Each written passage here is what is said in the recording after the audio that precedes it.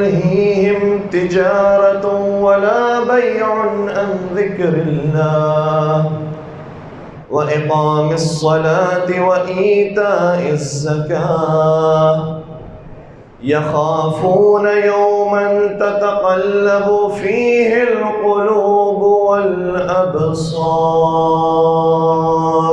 درود پڑھ دیجئے محمد والے.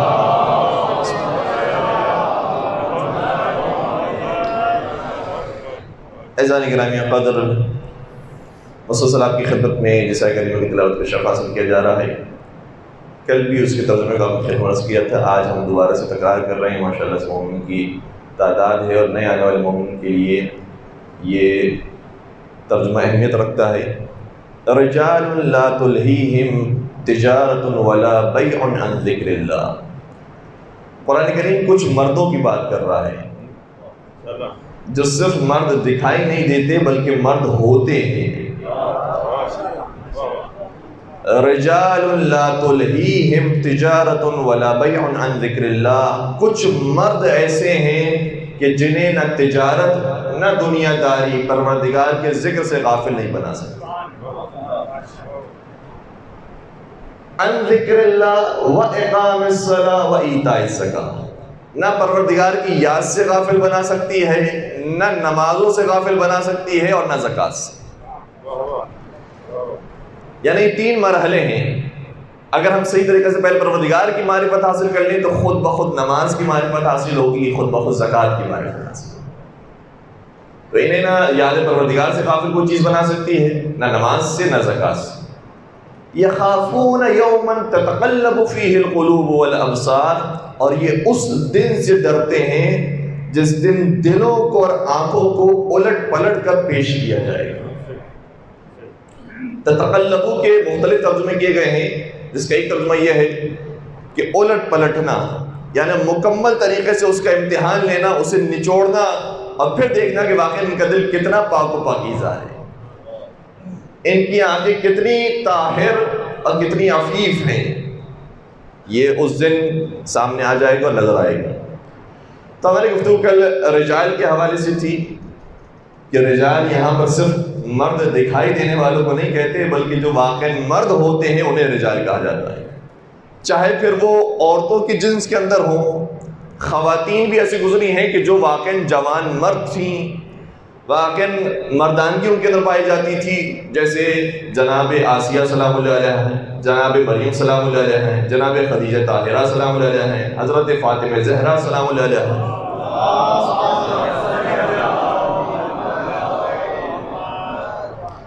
آج ہم اسی بات کو آگے بڑھائیں گے اور اپنے عنوان کو بھی آج آپ کی خدمت بیان کریں گے کہ ہمارا عنوان انشاءاللہ اس عشر محرم کے لیے رہے گا تاریخ کربلا ہماری درسگاہ.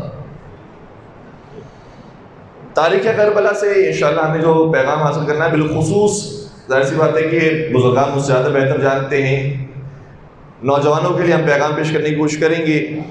اور یہ درسگاہ ایسی ہے کہ جس میں بزرگوں کے لیے بھی پیغام ہے، جوانوں کے لیے بھی پیغام ہے، بچوں کے لیے بھی پیغام ہے، عورتوں کے لیے بھی پیغام ہے.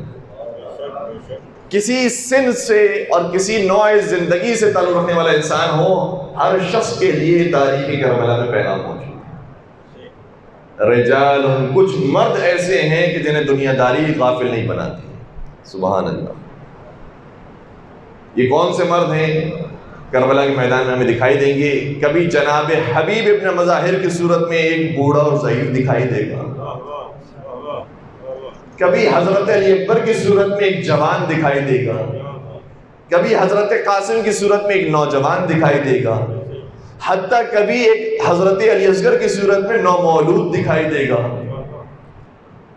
اور پھر کبھی حضرت زینب کبریٰ، حضرت ام رباب، حضرت سکینہ سلام اللہ علیہا کی صورت میں خواتین اور بچیاں دکھائی دیں.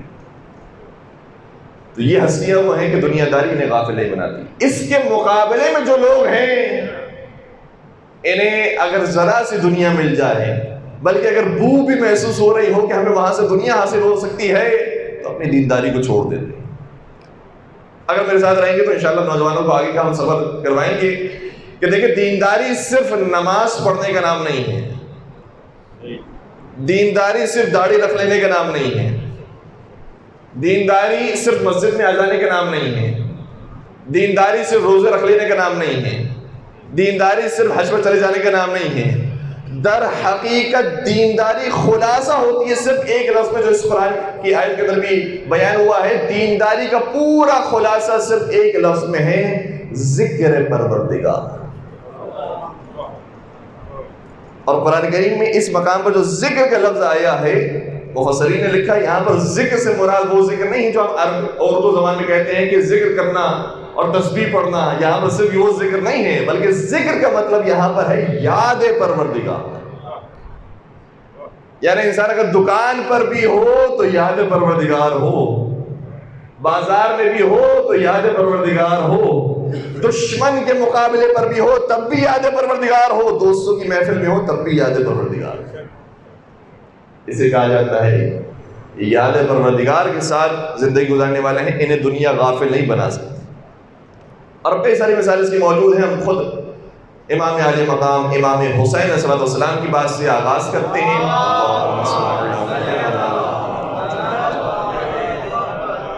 دیکھیں انہوں نے کس طریقے سے دینداری کا معیار دیا ہے، اور واقعی کیا خوبصورت جملہ ہے۔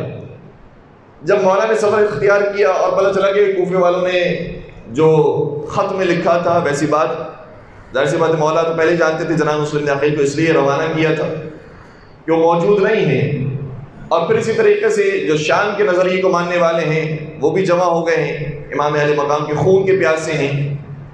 تو دونوں طرف سے چاہے آپ شام والوں کی بات کریں چاہے آپ کوفے والوں کی بات کریں، دونوں بظاہر مسلمان ہیں، دونوں بظاہر نمازی ہیں، دونوں بظاہر مسجدوں میں جانے والے ہیں، لیکن یہ کیوں خون امام حسین کے پیاسے ہو گئے ہیں؟ امام نے وجہ بیان فرمائی، فرمایا الناس عبید الدنیا والدین لائق علی السنتهم والدین لائق علی السنتهم یحوطونهم ما درت معایشهم فاذا محسوا بالبلاء قل الدیانون۔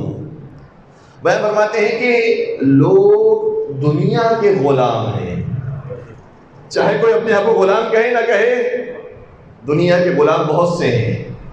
اور دنیا کسی کی کیا ہے؟ کسی کی دنیا اس کی دکان ہے، کسی کی دنیا اس کی گاڑی ہے، کوئی بچہ ہے اس کی دنیا اس کا موبائل ہے، کوئی خاتون ہے اس کی دنیا اس کے ڈرامے ہیں، فلمیں ہیں، ٹی وی ہے، ہر ایک کی دنیا اپنی اپنی ہے۔ کہ یہ لوگ وہ ہیں کہ جو دنیا کے غلام ہیں۔ الناس عبید الدنیا والدین لائق علی السنتهم، کیا خوبصورت تعبیر ہے۔ کہ دین بھی ان کے پاس موجود ہے، لیکن یہ دین کہاں تک ہے؟ دین صرف ان کی زبانوں پر ہے۔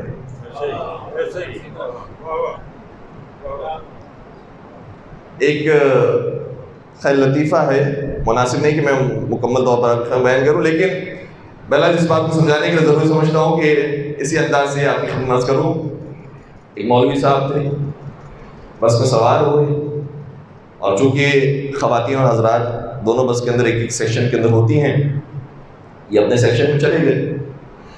جب پہنچے تو آگے والی سیٹ میں جا کے بیٹھ گئے۔ ایک خاتون داخل ہوئی، مولوی صاحب کی نگاہ وہاں پر پڑ گئی۔ نگاہ پڑنے والے کہنے لگے استغفر اللہ، زبان سے استغفر اللہ۔ تھوڑی دیر بھی گزری تھی، ایک اور خاتون بھی بس میں سوار ہوئی، ان کو بھی دیکھا استغفر اللہ۔ تیسری خاتون داخل ہوئی، ان کو دیکھا استغفر اللہ۔ ایک اور خاتون داخل ہوئی، ان کی نگاہ وہاں پر نہیں تھی، ایک صاحب نے کہا ایک اور استغفر اللہ آیا ہے۔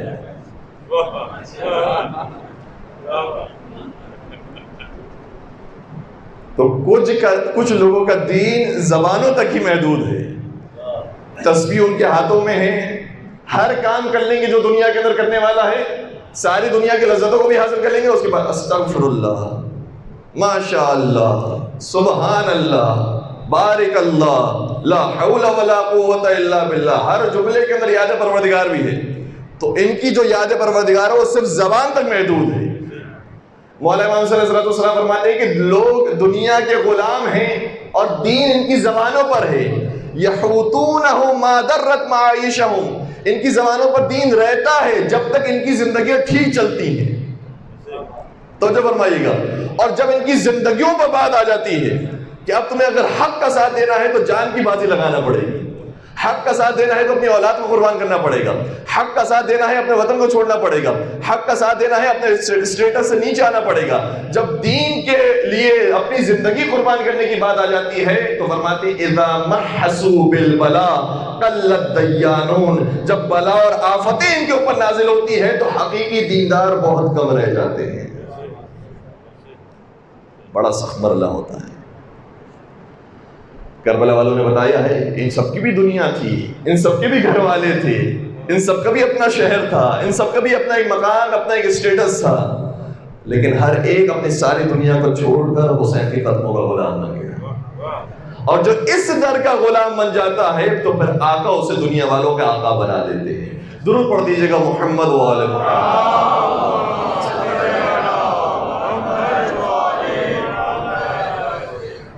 ہم انشاءاللہ ایک ایک شہید کربلا کا اور مجاہد کربلا کا ذکر کریں گے، لیکن دیکھیں سب سے جو اہم نقطہ ہے یہاں پر اس آیت کے اندر بیان ہوا، اس دن سے ڈرتے ہیں کہ جب دلوں کو الٹ پلٹ کے چیک کیا جائے گا اس دل کے اندر کیا ہے۔ اچھا واقعی دل کے جو مرض ہیں بیماریاں ہیں بہت زیادہ ہیں۔ ہم سمجھ رہے ہوتے ہیں کہ جو نماز نہیں پڑھتا وہ بہت بڑے مرض کے اندر، روحانی مرض کے اندر مبتلا ہے۔ بہت سارے نماز پڑھنے والے ایسے ہیں جو اس مرض میں گرفتار ہیں، توجہ فرمائیے گا۔ بہت سارے مسجد میں آنے والے ایسے ہیں جو اس مرض میں گرفتار ہیں۔ ایک عارف، ایک عابد ایک عرصے تک آتا رہا، مسجد میں نماز پڑھتا رہا، ہمیشہ پہلی صف پہ کھڑا ہوتا تھا، نماز پڑھتا تھا۔ 70 سال گزر گئے، مسجد آیا کرتا تھا، پہلی صف میں کھڑے ہو کے نماز بھی پڑھا کرتا تھا۔ ایک دن ایسا ہوا جب مسجد میں پہنچا تو صفیں لگ چکی تھی، اسے بہت پچھلی صف کے اندر جگہ ملی، اپنے چہرے کو چھپانے لگا کہ لوگ کہیں گے 70 سال تک یہ نماز پڑھتا رہا، پہلی صف میں آ کر نماز پڑھتا رہا، آج دیکھو اسے کیا دور جا کر جگہ ملی ہے۔ تو مسجد میں تو آ گیا، نماز تو پڑھ لی، لیکن وہ مقام نہیں حاصل ہوا، وہ جو واہ واہ ہوتی تھی، وہ جو تعریفیں ہوتی تھی وہ نہیں ملی۔ تو وہ عابد اپنے چہرے کو چھپانے لگا کہ لوگ مجھے نہ دیکھ لیں، میں یہاں سے باہر چلے جاؤں، یہاں پر رہوں، کیا کروں۔ ایسی کیفیت کے اندر اسے ایک چیز الہام ہوئی، وہ الہام یہ ہوئی، اے عابد 70 سال تک تو نے جو اپنے اس دنیا کو ساتھ رکھ کے نماز پڑھی ہے، 70 سال کی نمازیں تیری باطل ہیں، وہ ایک نماز جو تو پیچھے کھڑے رہ کر ادا کر رہا ہے وہ تیری قبول ہے۔ تو بہت سارے نماز پڑھنے والے ہیں، بہت سارے مسجدوں میں آنے والے ہیں، بہت سارے مظاہر ذکر کرنے والے ہیں، لیکن ان کے دل کے اندر جو دل کی بیماری ہے وہ بڑی سخت ہوتی ہے۔ دل کی بیماریوں میں سے ایک اہم ترین بیماری تکبر کی بیماری، اور دوسری اہم ترین بیماری حسد کی بیماری۔ یہ دو بیماریاں ایسی ہیں کہ جس نے عالم بشریت کو نقصان پہنچایا ہے، بلکہ میں کہوں گا کہ عالم بشریت سے پہلے جو عالم ہے، شیطان کا جو آدم سے مقابلہ ہو رہا ہے اس میں کیا ہے؟ شیطان بہت بڑا نمازی، شیطان بہت بڑا روزے دار، شیطان بہت بڑا عبادت گزار، اور اتنا بڑا عبادت گزار کہ روایت کے جملے یہ ہیں کیا ہے، ابلیس کو معلم الملائکہ قرار دیا گیا۔ یہ کوئی چھوٹا لقب نہیں ہے۔ اگر واقعاً ایسا ہو تو اس کا مطلب یہ ہے کہ جبرائیل نیچے موجود ہے، میکائیل نیچے موجود ہے، اسرائیل نیچے موجود ہے، اسرافیل نیچے موجود ہے، اور ابلیس منبر پر بیٹھ کر درس دے رہا ہے۔ دیکھیں کتنا بڑا سخت امتحان ہے، یہ ہر ایک کے لیے امتحان ہے۔ ہم ہو کوئی اور ہو، بظاہر یہ سمجھو کہ ہمیں بڑا اسٹیٹس حاصل ہو گیا، بڑا سخت ہوتا ہے ایسے موقع پر اپنے آپ کو کنٹرول کرنا۔ کتنے ہی جو یہاں فرش پر آنے والے ہیں وہ ہم سے بہت بہتر ہیں، اور یہ انسان کے ذہن میں ہمیشہ رہے۔ ایک ہمارے بہت بڑے عالم دین گزرے ہیں، اپنے زمانے کے مرجع ہیں، شیخ کاشف الغطا، جن کی امام زمانہ عجل اللہ تعالیٰ فرج الشریف سے بھی ملاقاتیں ہیں۔ زمانے کے امام کے نام پر ایک درود پڑھ دیجیے محمد و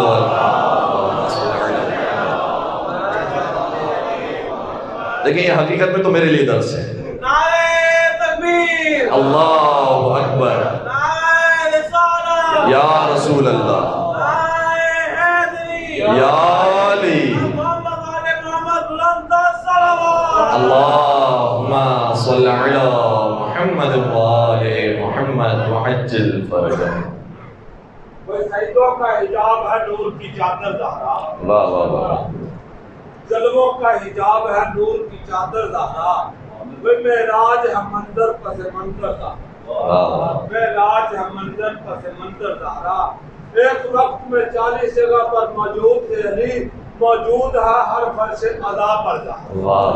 یہ راز ذات ملاقات سنوا. اللہم صل علی محمد وآل محمد وعجل فرجهم. دیکھیں سب سے پہلے تو میرے لیے پیغام ہے جو اب بات عرض کرنے کے لیے جا رہا ہوں. شیخ کاشف الغطا اپنے زمانے کے مرجع، اپنے زمانے کے عالم، امام زمانہ سے جن کی ملاقات ہے، جو اس معیار پر، اس مقام پر موجود ہو، وہ تو واقعاً یہ محسوس کر سکتا ہے کہ میں سبھی سے برتر ہوں، میں سبھی سے افضل ہوں. لیکن جملے کیا ہیں کہ جب اتنے بڑے مرجع بن گئے تو اپنے آپ سے کہتے ہیں، جو کتابوں کے اندر ذکر ہوا ہے، کہتے ہیں کہ اے جعفر، نام کیا تھا؟ شیخ کاشف الغطا، کہتے ہیں کہ اے جعفر کنت جعیفرا ثم جعفرا ثم صرت شیخ جعفر ثم شیخ العراق ثم شیخ الاسلام فما انت. شیخ کاشف الغطا، شیخ جعفر کاشف الغطا اپنے آپ کو زمین پر لٹا لیتے تھے، خاک اپنے منہ پہ ڈالتے تھے اور کہتے تھے اے شیخ کاشف الغطا، تو پہلے چھوٹا سا جعفر تھا، تو جعفر بھی پورا نہیں ہوا تھا، لوگ تجھے گنتی میں شمار نہیں کرتے تھے، تو چھوٹا جعفر تھا.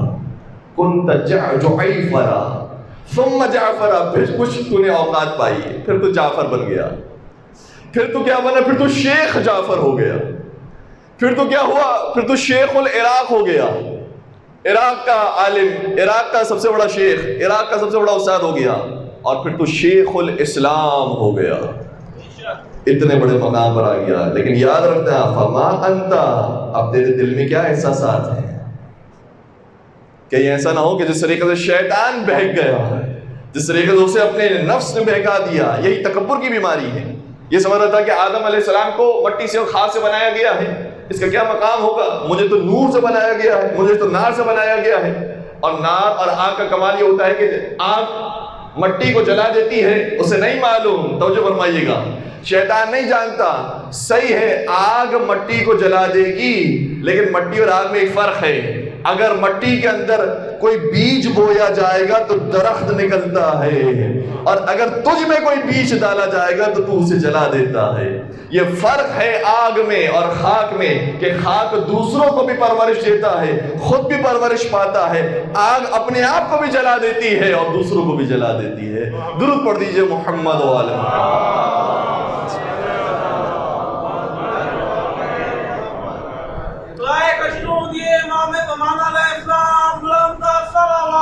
اللہم صل علی محمد وآل محمد عجل فرجهم. یہ احساس ہونا بہت ضروری ہے.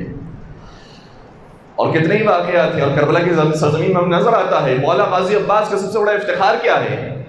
صحیح اپنے مقام پر ان کے فضائل بہت زیادہ ہیں. مولا تقیان کے فرزند ہیں، امام حسن امام حسین کے بھائی ہوتے ہیں، قمر بنی ہاشم ہیں، ابو الفضل ہیں. اور کسی نے کیا خوب لکھا کہ صرف ابو الفضل نہیں، ابو الفضائل ہیں. شیر خدا کے شیر بیٹے ہیں.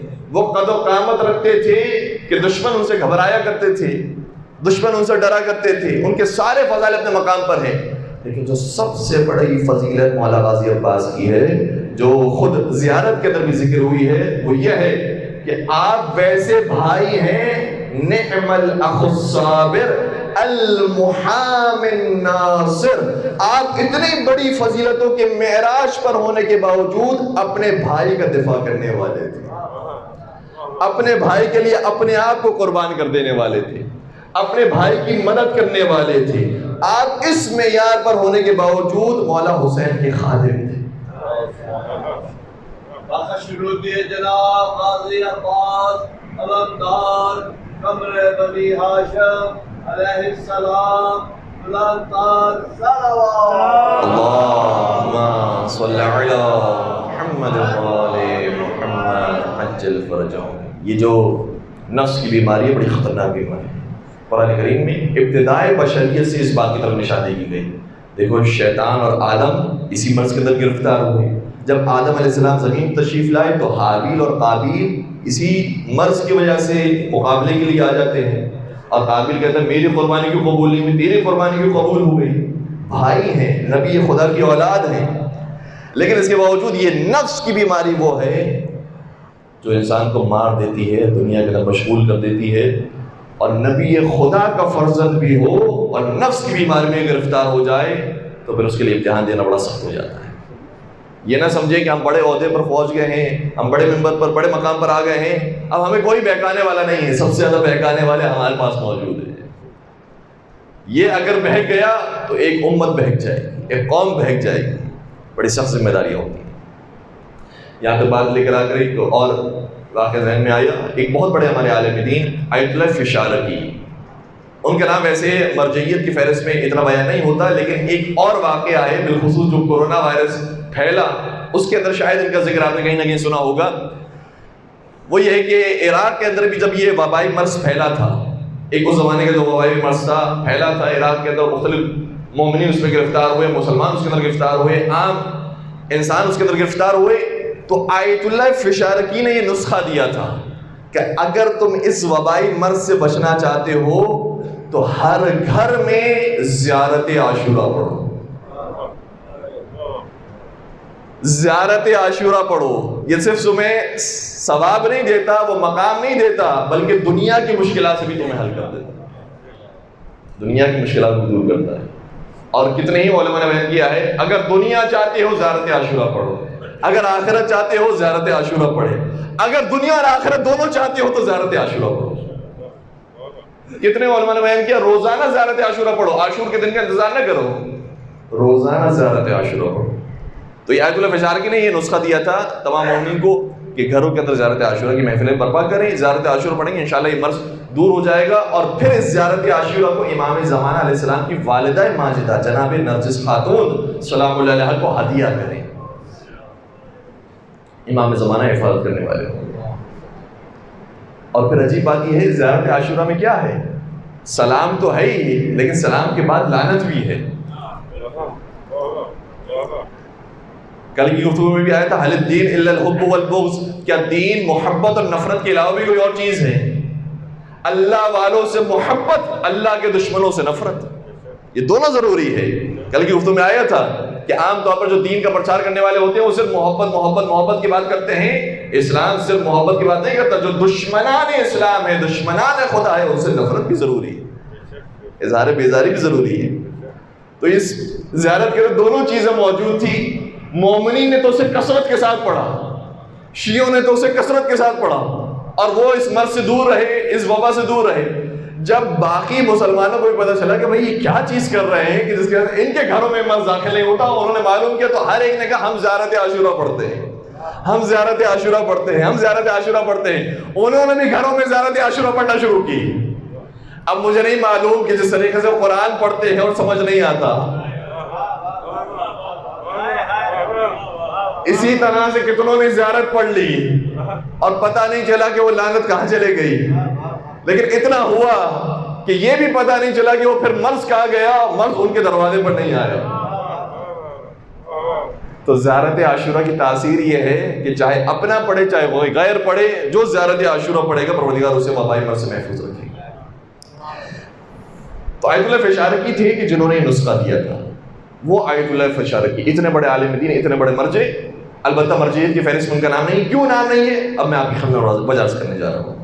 آیت اللہ فشارقی سے جو پہلے سب سے بڑے عالم تھے اور سب سے بڑے مرجع تھے، ان کا نام ہے آیت اللہ مرزا شیرازی، جن کا وہ مشہور فتویٰ سبھی کے اذہان عالیہ کے اندر موجود ہوگا، جنہوں نے تمباکو کے خلاف فتویٰ دیا تھا، تمباکو کو حرام قرار دیا تھا پورے ایران سے۔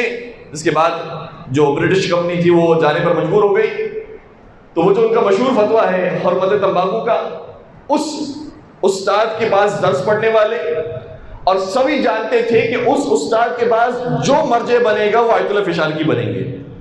بہت قریبی ساتھیوں میں سے تھے، شاگردوں میں سے تھے، حتیٰ جو تمباکو کے بارے میں فتویٰ دیا ہے اس میں ان سے مشورہ طلب کیا گیا، کافی گفتگو ہوئی۔ سبھی کو معلوم تھا آیت اللہ مرزا شیرازی کے بعد جو سب سے بڑے عالم بنیں گے اور سب سے بڑے مجتہد بنیں گے وہ آیت اللہ فشارقی ہوں گے۔ ہوا کیا؟ جب آیت اللہ مرزا شیرازی اس دنیا سے رخصت ہو گئے، لوگوں نے جنازہ تیار کیا، نماز جنازے کا وقت آیا، لوگ انتظار کرتے رہے کہ آیت اللہ فشارقی آئیں گے، وہ نماز جنازہ پڑھائیں گے، جو نماز جنازہ پڑھائے گا پتہ چل جائے گا کہ وہی ان کے پاس سب سے بڑا مرجع ہے۔ انتظار کرتے رہے کرتے رہے کرتے رہے، آیت اللہ فشارقی اپنے گھر سے باہر نہیں نکلے۔ لوگ ان کے گھروں میں آئے، کہا کہ آپ آئیے، آپ مرجع وقت ہیں، آئیے نماز پڑھائیے، کہا نہیں کسی اور سے نماز پڑھا۔ دیکھیں جب عہدہ مل رہا ہو، دنیا آ رہی ہو انسان کی طرف، بڑا سخت ہوتا ہے کہ دنیا کو انسان ٹھوکر مارے۔ آئیے نماز پڑھائیے، کہا کہ نہیں میں نماز نہیں پڑھاؤں، کسی اور سے نماز پڑھائیے۔ بعد میں جب ان کے قریبی ساتھیوں سے معلوم کیا گیا کہ آپ کیوں نہیں آئے نماز جنازہ پڑھانے کے لیے، اتنی بہترین موقع تھا، اتنا بہترین آپ کو فرصت ملی تھی کہ آپ اپنے نام کو بتاتے کہ میں ان کا حقیقی شاگرد ہوں، میں ان کا حقیقی وارث ہوں، اس کے بعد مجھے مرجع بنایا جائے، کیوں نہیں آئے؟ تو اپنے خاص الخاص قریبی دوستوں سے یہ بات شیئر کی انہوں نے کہ بات یہ ہے کہ جب ہمارے استاد اس دنیا سے رخصت ہوئے تو سب کو پتا تھا کہ میں ان کے بعد مرجع بننے والا ہوں، اور مجھے بھی احساس تھا، لیکن جیسے ہی میرے استاد کی خبر انتقال کو میں نے سنا، نہ جانے میرے دل کے اندر خوشی پیدا ہوئی، مجھے خوشی کا احساس ہوا۔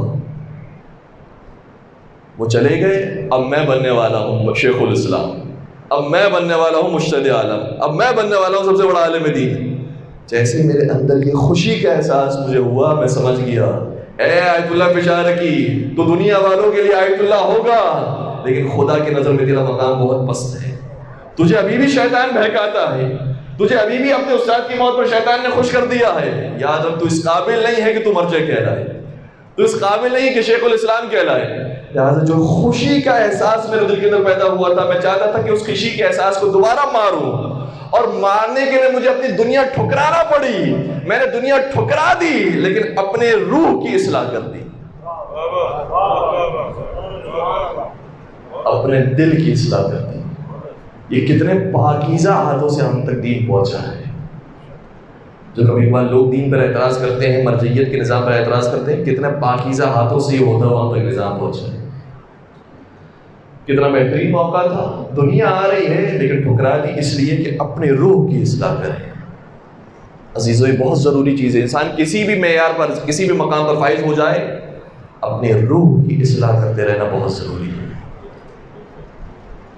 کربلا کے میدان میں بھی سب بڑے بڑے جانثار ہیں، بڑے بڑے مقام پر موجود ہیں۔ حبیب ابن مظاہر صحابی رسول ہیں، حبیب ابن مظاہر سن و سال کے اندر مولا حسین سے بڑے ہیں، لیکن جانتے ہیں ادب یہ ہے کہ حسین کے سامنے سر کو جھکایا جائے، میرے مقام کی کوئی حیثیت نہیں۔ اور جس نے ذرا سا اپنے مقام کو کچھ دکھانے کی کوشش کی، کہا کہ ہم بھی کوئی چیز ہیں، ہم بھی دنیا کو جانتے ہیں، ہم بھی سمجھتے ہیں ہمارا بھی بڑا تجربہ ہے، تو پھر وہ عمر سعد ملعون بنا جس پر دنیا چہل لعنت بھیجتی۔ وہ بھی نمازی تھا، بظاہر وہ بھی نماز پڑھنے والا تھا، بلکہ بعض روایتوں کے اندر آپ کو ایک عجیب بات عرض کرو، نوجوانوں کے لیے شاید یہ نئی بات ہوگی کہ کیوں ابن زیاد نے کوفے میں اتنے سارے اشراف، اتنے بڑے سردار موجود تھے، صرف عمر سعد کا انتخاب کیوں کیا؟ تو مورخین نے اس کی وجہ بیان کی ہے کہ ابن زیاد نے دیکھا کہ جتنے اشراف کوفہ ہیں، جو بڑے بڑے بزرگان کوفہ ہیں، ان میں سب سے زیادہ بظاہر دیندار عمر سعد ہے۔ کتنی عجیب بات ہے،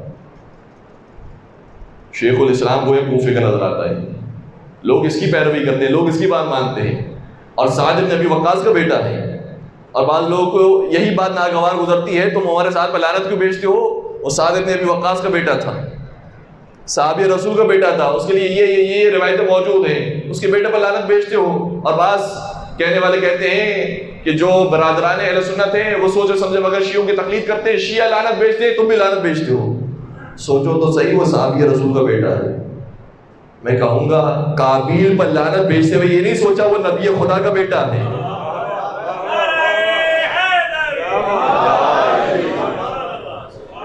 پسر نوح پر لعنت بھیجتے ہوئے یہ نہیں سوچا وہ نوح کا فرزند ہے۔ ابو لہب پر لعنت بھیجتے ہوئے یہ نہیں سوچا وہ رسول اللہ کا چچا ہے۔ جب قرآن مثالیں دے رہا ہے کہ نہ کسی کی رشتہ داری کام آئے گی، نہ کسی کی اولاد کام آئے گی، نہ کسی کے آبا اجداد کام آئیں گے، جب کوئی کام نہیں آئیں گے تو تم یہ اس بارے میں رو رہے ہو کہ وہ صحابی رسول کا بیٹا تھا۔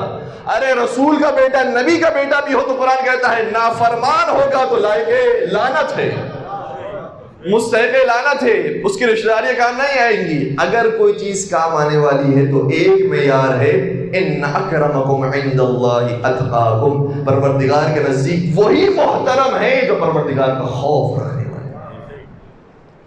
میں جملوں کو تبدیل کر دوں تاکہ بات مکمل طور پر پہنچ جائے۔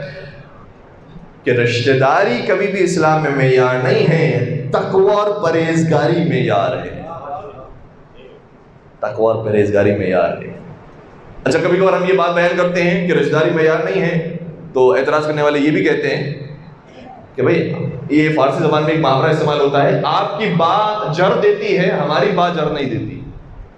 عربی زبان میں بھی یہ محاورہ ہے، آپ جب ہمارے بزرگوں کی بات کرتے ہیں تو اس وقت یہ کہتے ہیں کہ بھئی فلاں کی رشتہ داری سے کوئی فرق نہیں پڑتا، فلاں کی رشتہ داری سے کوئی فرق نہیں پڑتا، اور جب اپنے بزرگوں کی بات کرتے ہیں تو کہتے ہیں حسین وہ ہے کہ جن کے بابا یہ ہیں، مادر گرامی یہ ہے، نانا یہ ہے، نانی یہ ہے، دادا یہ ہے، دادی یہ ہے، خاندان یہ ہے، تو ان کے اوپر رشتہ داری بیان کرتے ہیں۔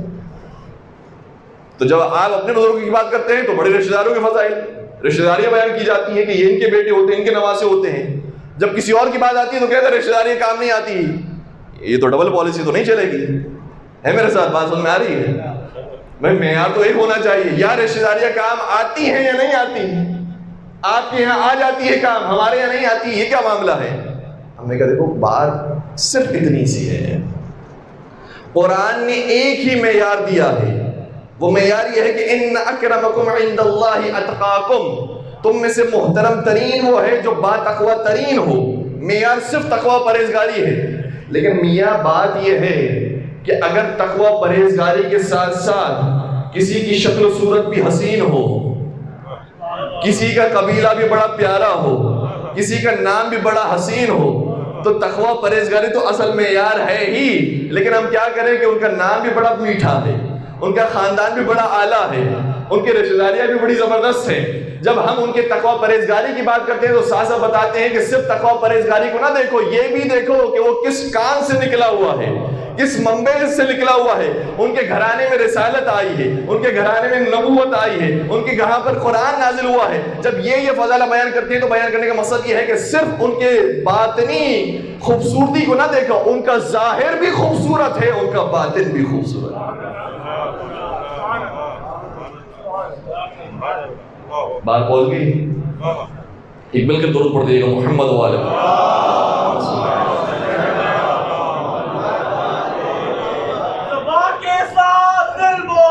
علی مولا، علی مولا، نبی بولی فلک بولا، علی مولا، علی مولا، محمد والے محمد بلندر صلوات، اللہم صلی علی محمد والے محمد وعجل فرجہم۔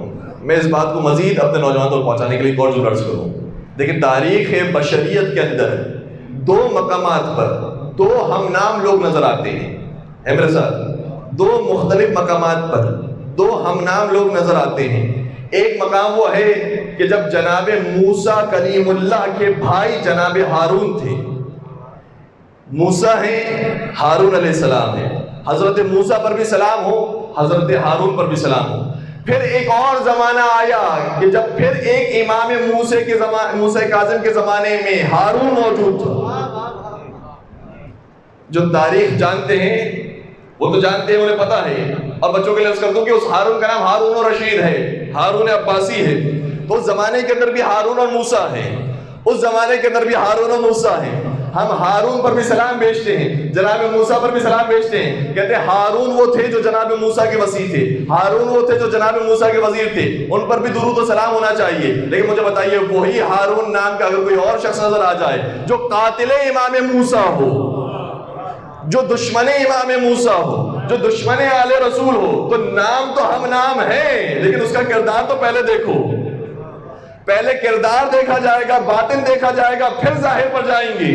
تو جن کے باطن پاک ہوتے ہیں پہلے ہم ان پر سلام بھیجتے ہیں، اور پھر کیا کریں، جن کے باطن پاک ہوتے ہیں خدا ان کے ظاہر کو بھی پاک بنا دیتا ہے، ان کا ظاہر بھی خوبصورت ہو جاتا ہے۔ تو امام حسین اور تمام ائمہ علیہم السلام وہ ہیں کہ جن کے باطن بھی پاک و پاکیزہ ہیں، اور ان کا ظاہر بھی دیکھیں تو وہ خاندان رسول سے ہیں، خاندان وحی سے ہیں، خاندان قرآن سے ہیں، جن کے بابا علی مرتضیٰ ہیں، جن کی مادر گرامی فاطمہ زہرا ہیں، جن کے نانا رسول خدا ہیں، جن کی نانی خدیجہ طاہرہ ہیں۔ ان کا ظاہر بھی خوبصورت ہے، ان کا باطن بھی خوبصورت ہے۔ درود پڑھ دیجیے گا محمد و آل محمد۔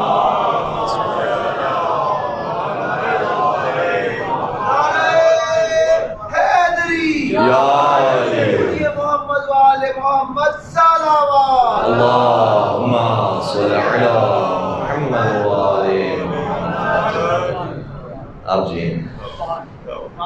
تو بات ہماری عمر سعد سے شروع ہوئی تھی کہ بعض لوگ کہتے ہیں عمر سعد پر لعنت نہیں بھیجو، یہ سعد ابن ابی وقاص کا بیٹا ہے، صحابی خدا کا بیٹا ہے، صحابی رسول کا بیٹا ہے، صحابی زادہ ہے، اس پر لعنت نہیں بھیجو، نبی زادے کے اوپر قرآن مجید بھیج رہا ہے۔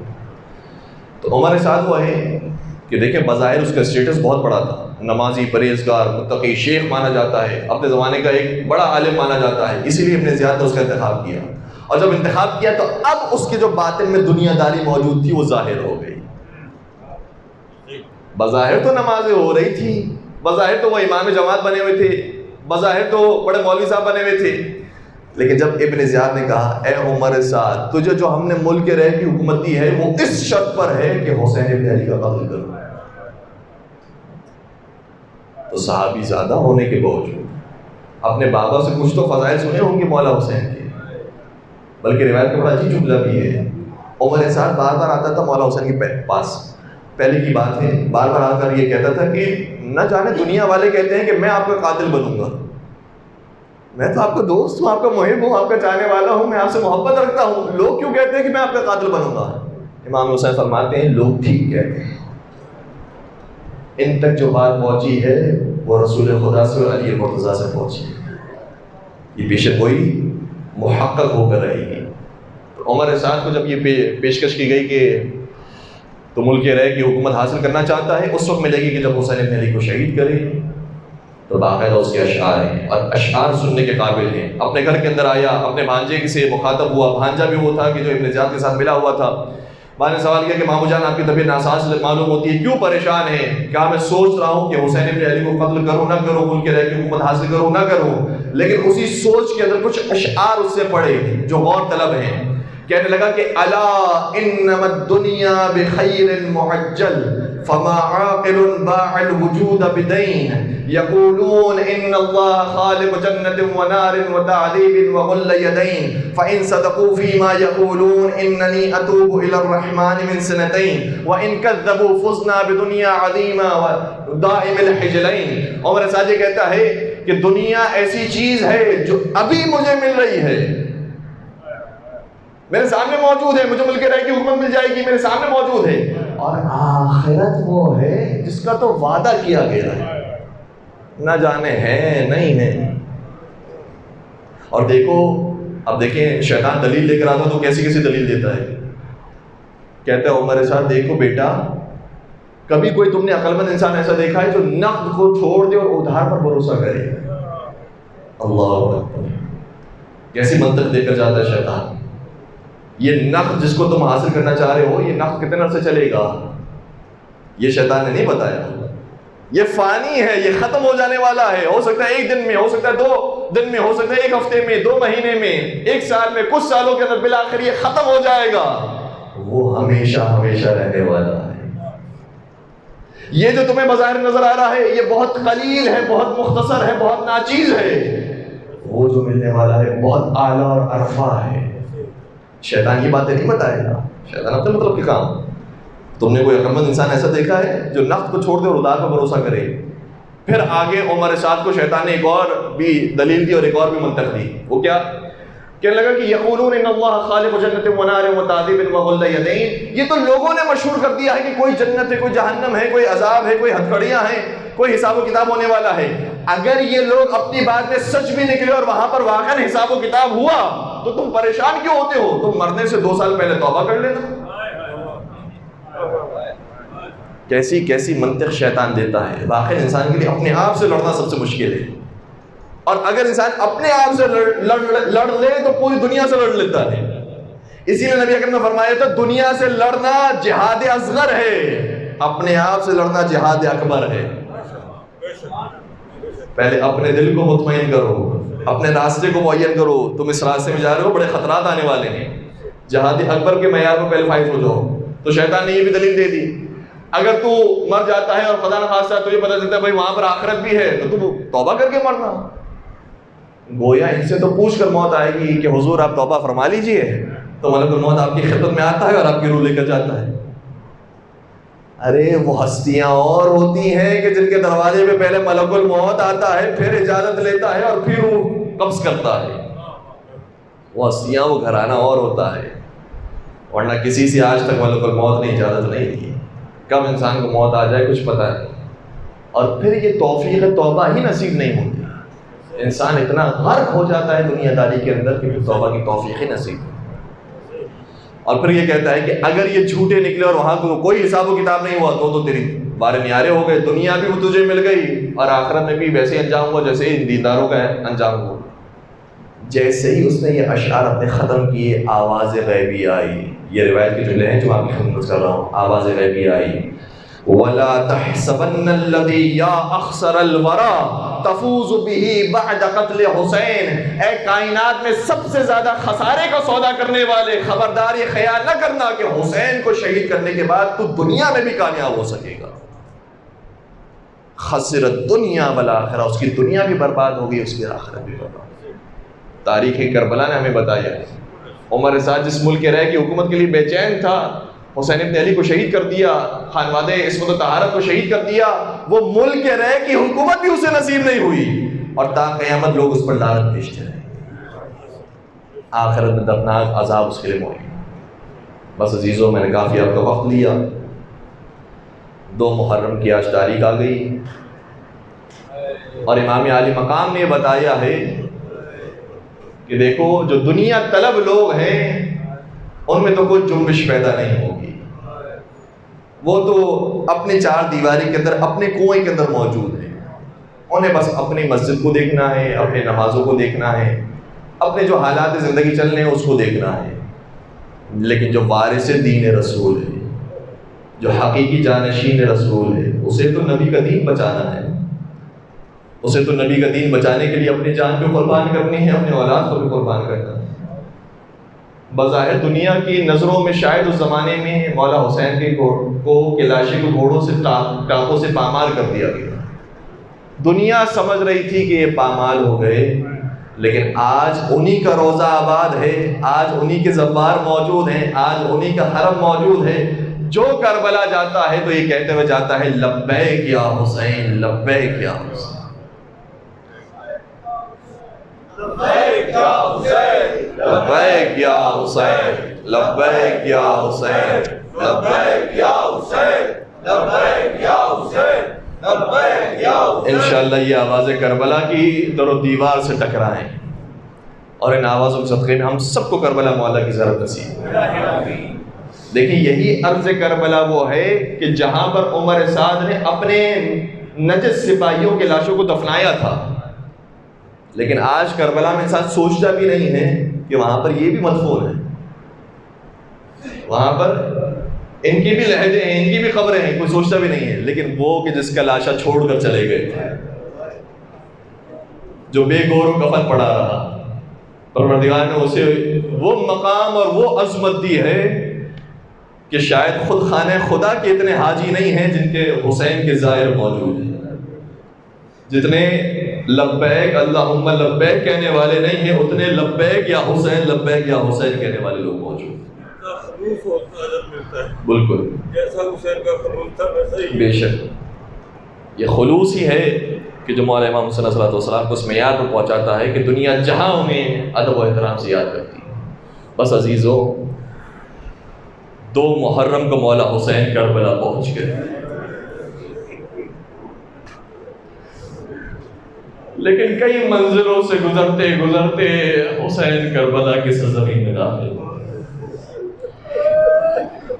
اس سرزمین میں نوح علیہ السلام بھی آئے تھے، اس سرزمین میں ابراہیم علیہ السلام بھی آئے تھے، اسی سرزمین سے حضرت سلیمان کا قالین بھی گزرا تھا، اسی سرزمین پر حضرت عیسیٰ بھی آئے تھے۔ واقعات موجود ہیں، میں تفصیل میں نہیں جانا چاہتا، لیکن خلاصہ یہ ہے جب کوئی نبی کربلا سے گزرا ہے تو کسی نہ کسی مصیبت میں مبتلا ہوا، کسی نہ کسی بلا میں گرفتار ہوا۔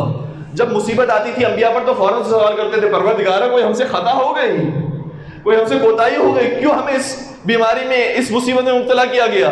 خدا کی طرف سے آواز ہوتی تھی، تم سے کوئی خطا سرزد نہیں ہوئی ہے، لیکن یہی وہ زمین ہوگی جہاں خاتم النبیین کا بیٹا 3 دن کا بھوکا پیاسا مارا جائے گا۔ اس مصیبت کی یاد میں ہم نے تمہیں مصیبت میں مبتلا کیا ہے۔ انبیاء ایسے حسین کو یاد کرتے تھے، حضرت نوح علیہ السلام نے ایسے مولا حسین کا ماتم کیا، حضرت ابراہیم نے ایسے یاد کیا، حضرت سلیمان نے ایسے یاد کیا، حضرت عیسیٰ نے ایسے یاد کیا. لیکن مجھے جملہ کہنے دیجئے، یہ بڑے بڑے انبیاء ہیں، کربلا پہنچے، یاد کیا، ماتم کیا اور کربلا سے آگے چلے گئے. لیکن اب جو کربلا میں آیا ہے وہ کربلا سے جانے کے لیے نہیں آیا، کربلا بسانے کے لیے آیا.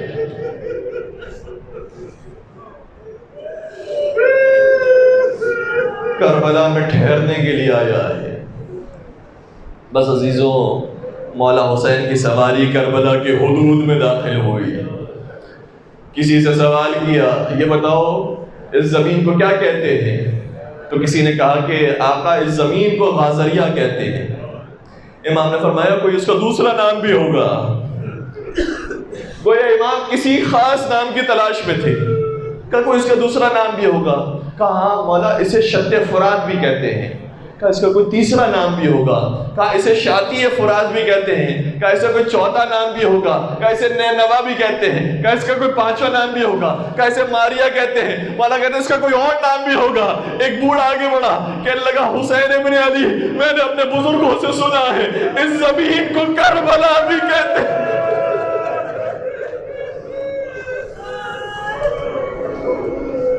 بس جیسے ہی کربلا کا نام سنا مولا حسین خوش ہو گئے اور فرمانے لگے پروردگارا اللہم انی اعوذ بک من الکرب والبلا.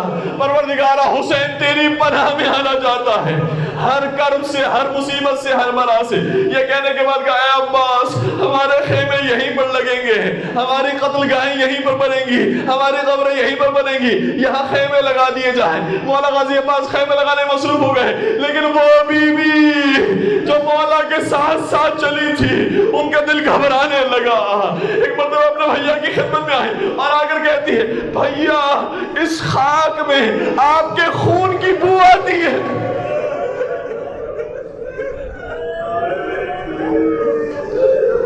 بھیا اس زمین کو چھوڑ دیجئے، بھیا کہیں اور بسیرا کریں گے، کہیں اور زندگی گزاریں گے. مولا فرماتے ہیں جس زمین کا ہم سے وعدہ لیا گیا تھا بس اس زمین میں ہم داخل ہو گئے ہیں. ہماری یہی خبریں بنیں گی، ہمارے یہی زائرین آئیں گے، انہیں مہمان بنایا جائے گا، ہمارے یہی پر روزے تعمیر ہوں گے. عزیزو آپ نے جملے سنے اور آپ برداشت نہ کر سکے، آپ کی آنکھوں میں آنسو جاری ہو جائے. میں کہوں کہ وہ بہن جو اپنے بھائی کے بغیر جیتی ہی نہیں تھی، جو اپنے بھائی کے بغیر رہتی ہی نہیں تھی، شادی ہوئی تھی تو یہ شرط رکھی تھی میں حسین کے ساتھ ساتھ رہوں گی، ہر مقام پر حسین کے ساتھ رہتی تھی. جب یہ خبر ملی ہوگی بس اس کے بعد اب بھائی نظر نہ آئیں گے، بھائی سے کبھی ملاقات نہ ہوگی. اب بن بھائی کے زینب تجھے رہنا ہے، پیروں تلے زمین نکل گئی ہوگی. لیکن میں آپ تمام کی نیابت پہ ایک جملہ شہزادی کی خدمت میں عرض کرنا چاہوں گا، دستے ادب جوڑ کر. شہزادی آج تو 2 محرم کو آپ کو خبر ملی ہے کہ ایسا ہونے والا ہے، آپ برداشت نہ کر سکی. اس وقت کیا کیفیت ہوگی جب بھائی کا سر نو کے نیزہ پر بلند ہوگا. غازی عباس کا لاشا زمین کربلا پر، غازی عباس کا لاشا زمین کربلا پر، شہزادی علی اکبر کا لاشا زمین کربلا پر، اون محمد زمین کربلا پر. شہزادی کو اسیر بنا کر کربلا سے کوفہ سے شام لے جایا جائے گا. سلام ہو ہمارا حسین پر، سلام ہو ہمارا شہزادی.